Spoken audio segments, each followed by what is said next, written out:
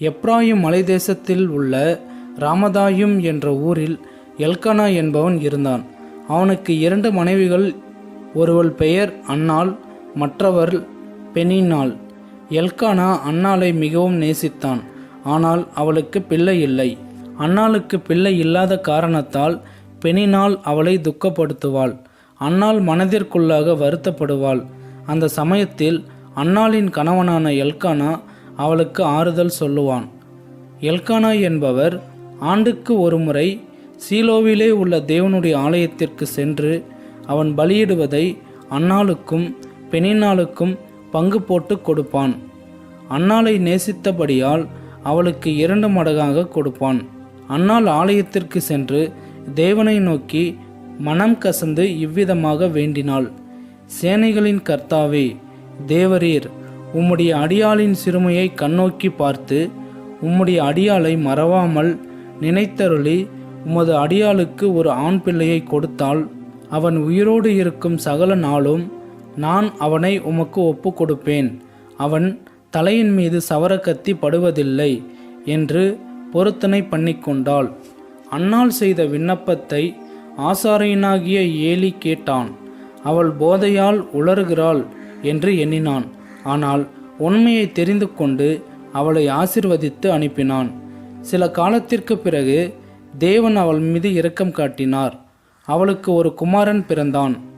அன்னாள் அவனை தேவனிடத்தில் கேட்டு பெற்றுக்கொண்டேன் என்று அந்த பிள்ளைக்கு சாமுவேல் என்று பெயரிட்டாள். அந்த பிள்ளை பால்குடியை மறந்தவுடனே சீலோவிலே தேவனுடைய ஆலயத்திற்கு கொண்டு சென்று, தேவன் என் விண்ணப்பத்தை கேட்டார், எனக்கு ஒரு குமாரனை கொடுத்தார், ஆகையால் இந்த பிள்ளையை நான் தேவனுக்கே கொடுக்கிறேன் என்றாள். அதுவுமல்லாமல் தேவன் என் பொருத்தனையை நிறைவேற்றினார் என்று தேவனை கனம் பண்ணி தேவனுக்கு நன்றி செலுத்தி துதித்து பாடினாள். அன்னாள் அந்த பிள்ளையை ஆசாரியனாகிய ஏலியிடம் விட்டு சென்றாள். பிள்ளையாகிய சாமுவேல் தேவனிடத்திலும் மனிதர்களிடத்திலும் தயவு பெற்றவனாய் வளர்ந்தான். சாமுவேல் சணல் நூல் ஏபோத் தரித்தவனாய் தேவனுக்கு முன்பாக பணிவிடை செய்து வந்தான். அவனுடைய தாய் வருடந்தோறும் சீலோவிலே உள்ள தேவனுடைய ஆலயத்திற்கு பலி செலுத்துவதற்காக தன் கணவனோடு வருகிற போதெல்லாம் சாமுவேலுக்கு ஒரு சின்ன சட்டையை தைத்து கொண்டு வருவாள். ஏலி எல்கானாவையும் அவன் மனைவியையும் ஆசீர்வதித்து, இந்த பெண் தேவனுக்கென்று ஒப்பு கொடுக்கிறதற்கு பதிலாக தேவன் உனக்கு அவளாலே சந்தானம் கட்டளையிடுவாராக என்றான். அன்னாளும் எல்கானாவும் அவர்களுடைய ஊருக்கு திரும்பி போய்விட்டார்கள். சில காலத்திற்கு பிறகு தேவன் அன்னாளை கடாட்சித்தார். அன்னாள் கர்ப்பம் தரித்து 3 மகன்களையும் 2 மகள்களையும் பெற்றாள். தேவனுடைய தயவினால் அன்னாளுக்கு பிள்ளை இல்லாத மலடி என்ற பெயர் நீங்கிற்று. சாமுவேல் தேவனுடைய சந்நிதானத்திலே வளர்ந்தான்.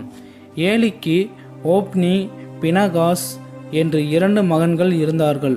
அவர்கள் ஆசாரியத்துவ ஊழியத்தை அவமதித்து தேவனுக்கு பலியிடும் மாமிசத்தை அவர்கள் எடுத்து சாப்பிடுவார்கள்.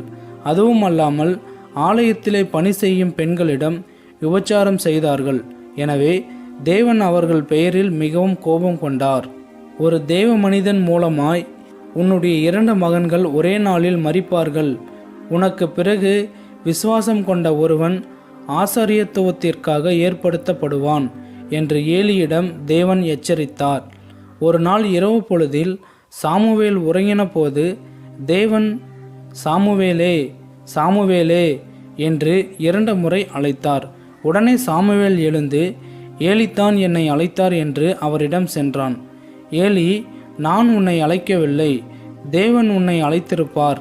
ஒருவேளை தேவன் மறுபடியும் அழைத்தால் உன்னிடம் சொல்ல நினைப்பதை கேட்டு நாளை என்னிடம் சொல் என்றான். தேவன் சாமுவேலை அழைத்து பேசினார். ஏலியின் 2 மகன்களை அழிப்பேன் என்றும் அவனுடைய குடும்பத்தை தண்டிப்பேன் என்றும் சொன்னார். தேவன் சொன்ன வார்த்தைகளை சாமுவேல் ஏலியிடம் சொன்னான். சில நாட்களுக்கு பிறகு தேவன் சொன்ன பிரகாரமாக ஏலியின் 2 மகன்கள் மரித்தார்கள்.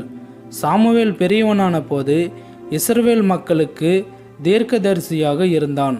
தேவன் அவனுக்கு துணையாக இருந்ததினால் இஸ்ரவேல் மக்களை சரியான முறையில் சாமுவேல் வழிநடத்தினான்.